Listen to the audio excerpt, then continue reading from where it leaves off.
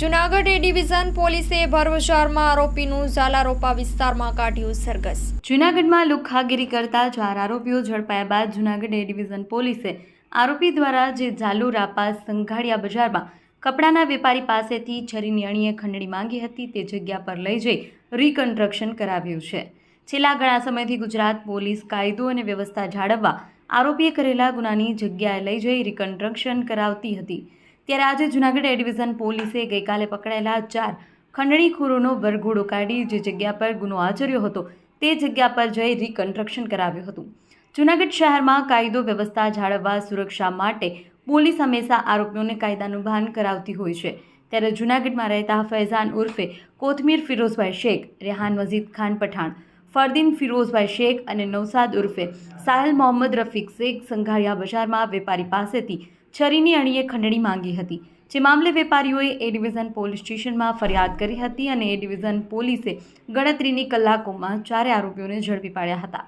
શહેરમાં થતી ગુનાખોરી અને અસામાજિક થતી પ્રવૃત્તિઓને ડામવા પોલીસે કમર કસી છે। ત્યારે આરોપીઓમાં કાયદો વ્યવસ્થાને લઈ ભાન થાય તે માટે એ ડિવિઝન પોલીસે આજે પકડાયેલા 4 ખંડણીખોરોને સંઘાડિયા બજારમાં લઈ જઈ સરઘસ કાઢી ગુનાની જગ્યા પર રિકન્સ્ટ્રક્શન કરાવ્યું હતું। અહેવાલ માં ન્યૂઝ પરેશ બુદ્ધભટ્ટી, જૂનાગઢ। 2 દિવસ પહેલાં રમજાન મહિનામાં રાત્રિ દરમિયાન જે બનાવ બનેલો ઝાલોરાપા રોડમાં વેપારીને ત્યાંથી કપડાની ખરીદી કરી અને પૈસા ચૂકવતી સમયે ચપ્પુ બતાવીને ધમકી જે આપેલી અને જે એક્સ્ટોર્શનની ફરિયાદ એ ડિવિઝન પોલીસ સ્ટેશનમાં દાખલ થયેલી આ 4 આરોપીઓની ધરપકડ કરવામાં આવેલી છે।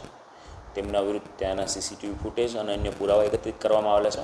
આજરોજ આરોપી ફૈઝાન ઉર્ફે કોથમીર ફિરોઝભાઈ શેખ, રેહાન મજીદીન પઠાણ, ફરદીન ફિરોઝ શેખ, નૌસાદ ઉર્ફે સાહિલ મોહમ્મદ આ તમામને આજે આ વિસ્તારમાં રિકન્સ્ટ્રક્શન પંચનામું કરવામાં આવેલા છે અને તેમના વિરુદ્ધ વધુમાં વધુ કડક કાર્યવાહી થાય તે માટે એ ડિવિઝન પીઆઈનાઓ આ ગુનાની તપાસ સુખના ચોકીના પીએસઆઈ શ્રી ગઢવીનાઓ કરી રહેલા છે અને આવા કોઈ બનાવો બનશે તો તેમના વિશે વધુ કડકમાં કડક કાર્યવાહી થાય તે માટે જૂનાગઢ જિલ્લા આ પૈકી ફૈઝાન ઉર્ફે કોથમીર શેખ વિરુદ્ધ છે અગાઉ પણ 307નો ગુનો નોંધાયેલો છે। આ સિવાય પણ અન્ય 2-3 કેસો છે જે મારામારીનાનો।